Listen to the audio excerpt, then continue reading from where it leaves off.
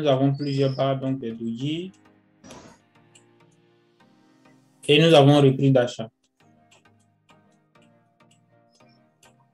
Ensuite, nous avons confirmation.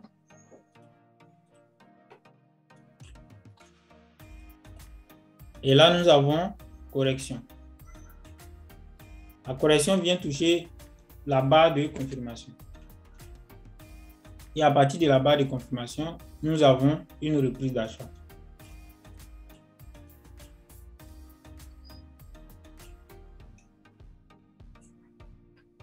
Ici, qu'est-ce qu'on remarque?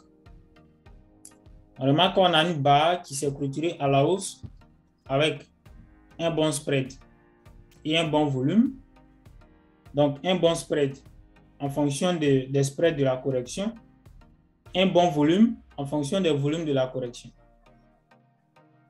Donc, ce qu'on remarque ici, on remarque que cette barre n'est pas allée se clôturer directement au-dessus du plus haut engendré. Est-ce que ici, la question qui pose, est-ce que ici nous avons faiblesse du professionnel orienté à la hausse? Oui, jusque-là, on peut dire qu'il y a une faiblesse des acheteurs à la hausse. Parce que, comme vous l'avez expliqué précédemment, donc, s'ils réinvestissent, ils devraient dépasser le plus haut. Donc, ils n'ont pas dépassé le plus haut. Donc, pour l'instant là, a priori, on peut dire qu'il y a faiblesse des acheteurs. Simon, qu'en penses-tu? Quand même, moi, je pense qu'il y a eu investissement sur la barre. Pas par rapport au volume et puis au spread. Parce que, bon, je dirais, bon, par rapport au volume au spread, c'est un bon volume et puis un bon spread. Donc, je dirais que peut-être les professionnels sont en train de camoufler son investissement pour pas que, je sais pas quoi, ils sont en train de cacher son intention. C'est un peu ça pour moi, coach. Bien. Donc, vous avez votre raisonnement différent. Ici, il faut comprendre quoi? Que par rapport au volume et au spread, on vient de remarquer que nous avons bon volume, bon spread, ce qui veut dire que nous avons investissement du professionnel. Le seul problème, c'est que ici, le professionnel n'a pas pu traverser le plus. On voit qu'il y a de l'espace encore. Il y a de l'espace. Alors, ici, ce qui veut dire quoi? Que le professionnel sur la prochaine barre, sinon, la prochaine barre doit avoir un bon spread et un bon volume. Et que la prochaine barre qui suit doit obligatoirement se clôturer à la hausse avec un bon spread et un bon volume. Donc, dans cette situation, le professionnel, si son premier investissement n'arrive pas à se clôturer au-dessus du plus haut, il doit réinvestir encore une fois. C'est qu'on n'est pas dans le premier cas où il y a une seule barre qui a dépassé le plus haut. Et puis la seconde barre, il n'a pas investi. Mais la seconde barre, il n'a pas investi parce qu'on n'a pas bon volume, on a un spread normal. Par contre, ici, il a investi. C'est qu'il a investi non seulement sur la première barre et sur la deuxième barre. Parce qu'il y a de l'espace. Il n'a pas pu traverser le plus haut avec une seule barre. Il doit réinvestir pour que la deuxième barre se clôture au-dessus de notre niveau. Au-dessus du plus haut engendré. Donc, ça, on revient à la question de Boubacar qui a posé la question de savoir est-ce qu'on peut avoir plusieurs barres. Voici le cas où on peut avoir plusieurs barres, soit 2 barres ou 3 ou 4. Ça dépend de la distance de la correction.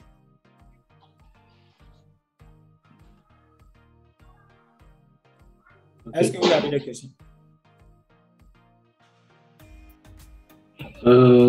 Coach, à ce niveau-là, donc, si la prochaine barre ne traverse pas le niveau avec les caractéristiques de spéculant, est-ce que là, on peut affirmer encore faiblesse de ces acheteurs-là? Bien, regardez. Si la prochaine barre qui suit, après cette barre-là, oui, nous avons une barre qui se avec un bon spread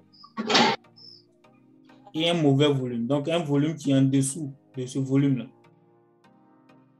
Ce qui veut dire que nous avons faiblesse. Là, maintenant, nous avons faiblesse du professionnel à l'achat.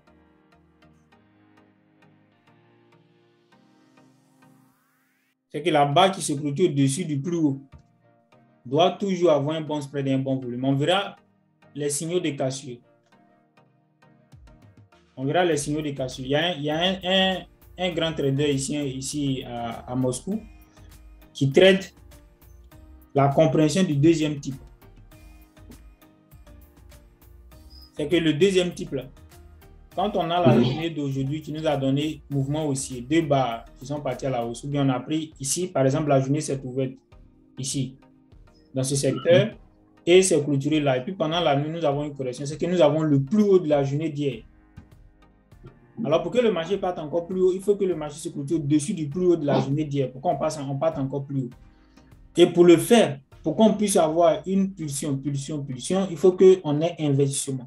C'est-à-dire la barre qui se clôture au-dessus de ce plus haut-là doit avoir un bon spread et un bon volume. Donc, investissement du professionnel qui va permettre de booster le marché encore plus haut. Et si le marché se clôture au-dessus de ce plus haut-là, sans qu'il y ait investissement du professionnel, donc spéculant, ce qui veut dire que le marché ne va pas partir à la hausse. Ok, tu vois. Ouais, non. Ok. Ouais. Donc, obligatoirement, la barre qui se clôture au-dessus de ce plus haut-là doit nous donner un bon spread et un bon volume. Ici, si on a un bon spread et un mauvais volume, caractéristique des spéculants, ça peut être un bon volume et un mauvais spread, c'est spéculant, ce n'est pas professionnel. Ce qui veut dire qu'on a faiblesse. Donc, le mouvement qui va suivre, c'est que le marché va revenir ici dans ce secteur, en dessous de notre plus haut. Et dès que le marché retourne là comme ça, sur day trading, nous avons un signal de vente.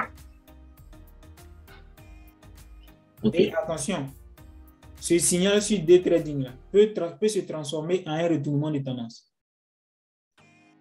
C'est qu'à partir de cette compréhension seulement, on peut partir longuement à la baisse. Très longtemps à la baisse. Okay. Si par exemple au départ le mouvement était baissier. Ok. Donc là, on a faiblesse du professionnel orienté à la hausse sur la barre rouge. C'est un signe de faiblesse. Ça ne veut pas dire que le marché ne va pas partir à la hausse. Quand je dis un signal de vente sur day trading, c'est que c'est un coût objectif. Le coût objectif, c'est que c'est où il doit s'arrêter, selon vous. Sur la précédente barre jaune là. Donc la barre de reprise qui n'a pas pu traverser le niveau. Donc au niveau de la barre de confirmation, c'est-à-dire ici dans ce secteur. Oui, là, oui. Cette correction-là doit revenir dans ce secteur. À partir de là, le professionnel doit toujours, c'est-à-dire on a toujours une chance pour le professionnel de reprendre à la hausse et partir encore plus haut. Donc, si on fait du day trading, c'est qu'on peut trader ici dans ce secteur à la vente et puis bénéficier de 300-500 points. Ça dépend de la paie.